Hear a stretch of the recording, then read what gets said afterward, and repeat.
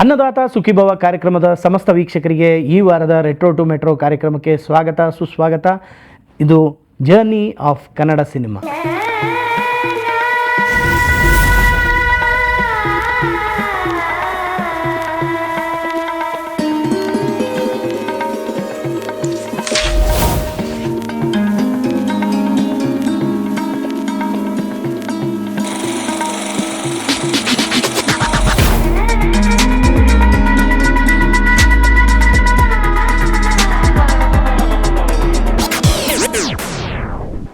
ಕನ್ನಡ ಚಿತ್ರರಂಗದಲ್ಲಿ 1934ರಿಂದ 1944ರವರೆಗೂ ಅಂದರೆ ಒಂದು ದಶಕಗಳ ಕಾಲ ಬರೀ ಬರುವಂಥ ಚಿತ್ರಗಳು 10ರಿಂದ 15 ಅಂದರೆ ಬೆರಳೆಣಿಕೆಯಷ್ಟು ಮಾತ್ರ ಚಿತ್ರಗಳು ಬಂದಿರ್ತವೆ. ಈ 1945ನೇ ಇಸ್ವಿಯಲ್ಲಿ ಹೇಮರೆಡ್ಡಿ ಮಲ್ಲಮ್ಮ ಎಂಬ ಚಿತ್ರ ಬಿಡುಗಡೆ ಆಗುತ್ತೆ. ಈ ಚಿತ್ರದ ನಿರ್ಮಾಣದ ಜವಾಬ್ದಾರಿಯನ್ನು ಗುಬ್ಬಿ ವೀರಣ್ಣ ಅವರು ಹೊತ್ಕೊಂಡಿರ್ತಾರೆ. ಈ ಚಿತ್ರದ ನಿರ್ದೇಶನದ ಜವಾಬ್ದಾರಿಯನ್ನು ಸೌಂದರ್ಯ ರಾಜನ್ ಅವರು ಹೊತ್ಕೊಂಡಿರ್ತಾರೆ. ಈ ಚಿತ್ರಕ್ಕೆ ಛಾಯಾಗ್ರಹಣವನ್ನು ಮಾಡಿದವರು ಜತಿನ್ ಬ್ಯಾನರ್ಜಿ ಎನ್ನುವರು. ಈ ಚಿತ್ರಕ್ಕೆ ಜನಪದದ ಒಂದು ಕಥೆಯನ್ನೇ ಅಳವಡಿಸಿಕೊಂಡು ಚಿತ್ರೀಕರಣ ಮಾಡಲಾಯಿತು. ಆದರೆ ಈ ಚಿತ್ರಕ್ಕೆ ಕತೆ, ಸಂಭಾಷಣೆ ಹಾಗೂ ಚಿತ್ರಕಥೆಯನ್ನು ಬರೆದವರು ಬೆಳ್ಳಾವ ನರಹರಿ ಶಾಸ್ತ್ರಿಗಳು. ಈ ಚಿತ್ರಕ್ಕೆ ಸಂಗೀತವನ್ನು ನೀಡಿದವರು ಚಿತ್ತೂರು ವಿ ನಾಗಯ್ಯನವರು, ಅವರ ಜೊತೆ ಹೊನ್ನಪ್ಪ ಭಾಗವತರವರು ಅಂತ ಹೇಳಲಾಗುತ್ತೆ. ಮತ್ತು ಈ ಚಿತ್ರದಲ್ಲಿ ಹಾಡುಗಾರಿಕೆ ಕೂಡ ಹೊನ್ನಪ್ಪ ಭಾಗವತರವರೇ ಮಾಡಿದ್ದಾರೆ.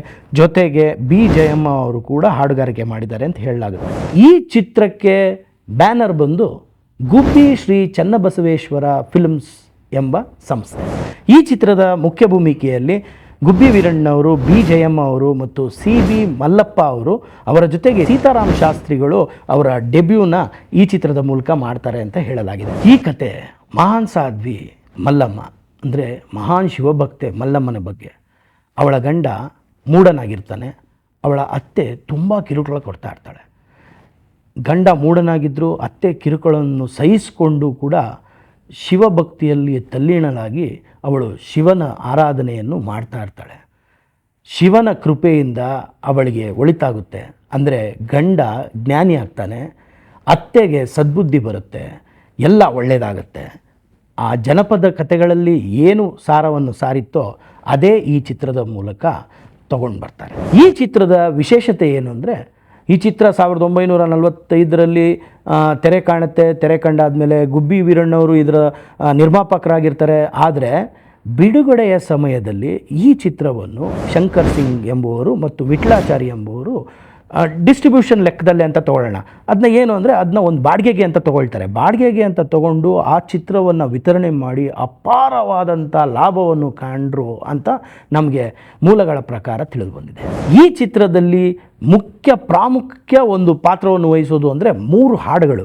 ಅದರಲ್ಲಿ 2 ಹಾಡುಗಳನ್ನ ಎಚ್.ಎಸ್. ರಾವ್ ಅವರು ಬರೆದಿದ್ದರೆ 1 ಹಾಡನ್ನು ಡಿ.ಆರ್. ರಾವ್ ಅವರು ಬರೆದಿರ್ತಾರೆ. ಮೊದಲನೇ ಹಾಡು ಮಲ್ಲಿಕಾರ್ಜುನ ಪಾಲಿಸು, 2ನೇ ಹಾಡು ಶಿವನೇ ನಿನ್ನ ನೆನೆಯ ನಮ್ಮ, 3ನೇ ಹಾಡು ಶುಭದಾತೆ ಗೋಮಾತೆ. 1944-45ನೇ ಇಸ್ವಿಯಲ್ಲಿ ಒಂದು ಮೈಸೂರು ಸೆನ್ಸಾರ್ ಮಂಡಳಿ ಅನ್ನೋದು ಅಲ್ಲಿ ಒಂದು ಬೆಳವಣಿಗೆಗಳಂತ ಬಂತು. ಏನು ಅಂತಂದರೆ ಸ್ವಲ್ಪ ವೈಡರ್ ರೇಂಜಲ್ಲಿ ಥಿಂಕ್ ಮಾಡೋದು, ಸ್ವಲ್ಪ ಸೆನ್ಸಾರ್ನ ಸ್ಟ್ರಿಕ್ಟ್ ಮಾಡೋದು ಅಂತಂದರೆ ಕೇವಲ ಹಮಾರಾ ದೇಶ್ ಅನ್ನೋದು ಒಂದು ಸಿನಿಮಾ ಮುಂಬೈನಲ್ಲಿ ಚಿತ್ರೀಕರಣ ಆಗಿ ಮುಂಬೈ ಸಿನಿಮಾ ಅದು ತೊಗೊಂಡು ಬಂದಾಗ ಮೈಸೂರು ರಾಜ್ಯ ಏನಿದೆ, ಮೈಸೂರು ರಾಜ್ಯ ಅದಕ್ಕೆ ತಡೆ ಒಡ್ಡುತ್ತೆ. ಏನು ಅಂತಂದರೆ ಇನ್ನು ಮುಂದೆ ಯಾವುದೇ ಚಿತ್ರಗಳು ನಮ್ಮ ಮೈಸೂರು ರಾಜ್ಯದಲ್ಲಿ ತೆರೆ ಕಾಣಬೇಕಾದ್ರೆ ಅದಕ್ಕೆ ನಮ್ಮ ಮೈಸೂರು ಸೆನ್ಸಾರ್ ಮಂಡಳಿಯಲ್ಲಿ 15 ರೂಪಾಯಿ ಶುಲ್ಕವನ್ನು ಕಟ್ಟಿ ಸೆನ್ಸಾರ್ಗೆ ಹೋಗಬೇಕು.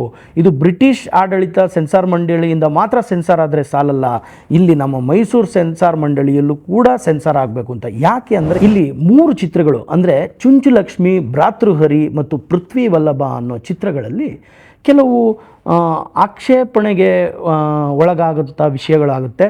ಚುಂಚುಲಕ್ಷ್ಮಿ ಅನ್ನೋ ಚಿತ್ರದಲ್ಲಿ ಸ್ವಲ್ಪ ಆಕ್ಷೇಪಣೆ ಇರುವಂಥ ಸೀನ್ಗಳಿದ್ದಾವೆ ಅಂತ, ಭ್ರಾತೃಹರಿನಲ್ಲಿ ಕೆಲವು ಕನ್ನಡಕ್ಕೆ ನಿಂದನೆ ಆಗಿರುವಂಥ ಒಂದು ವಿಷಯಗಳು ಇದ್ದಾವೆ ಅಂತ, ಮತ್ತು ಅದೇ ಥರ ಪೃಥ್ವಿ ವಲ್ಲಭ ಕೂಡ. ಈ 3 ಅನೇಕ ಕಾರಣಗಳಿಂದ ಈ 3 ಚಿತ್ರವನ್ನು ಬ್ಯಾನ್ ಮಾಡ್ತಾರೆ ಅನ್ನೋ ಥರ ಮಾಡ್ತಾರೆ. ಏನು ಅಂದರೆ ಇದನ್ನು ಇಲ್ಲಿ ಪ್ರದರ್ಶನ ಮಾಡೋಕ್ಕೆ ಆಗೋದಿಲ್ಲ ಅಂತ ಮಾಡ್ತಾರೆ. ಆಗ ಆ ಸೆನ್ಸಾರ್ ಮಂಡಳಿ ಅನ್ನೋದು ಒಂದು ತುಂಬ ಪ್ರಾಮಿನೆನ್ಸ್ ತೊಗೊಳುತ್ತೆ.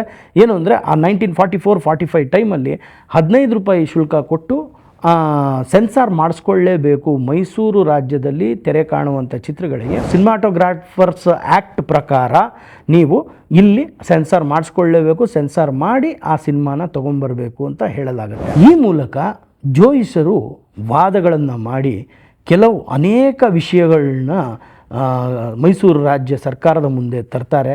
ಆಗ ಆ ಮೈಸೂರು ಸಾಮ್ರಾಜ್ಯದ ಸರ್ಕಾರದ ಮುಂದೆ ಆ ವಿಷಯಗಳನ್ನ ತಂದಾಗ ಹೊಸದಾಗಿ ಒಂದು ರೂಪುರೇಷೆಗಳನ್ನ ತಯಾರು ಮಾಡಿ ಈ ಮೈಸೂರು ಸೆನ್ಸಾರ್ ಮಂಡಳಿಯನ್ನು ರೆಡಿ ಮಾಡ್ತಾರೆ.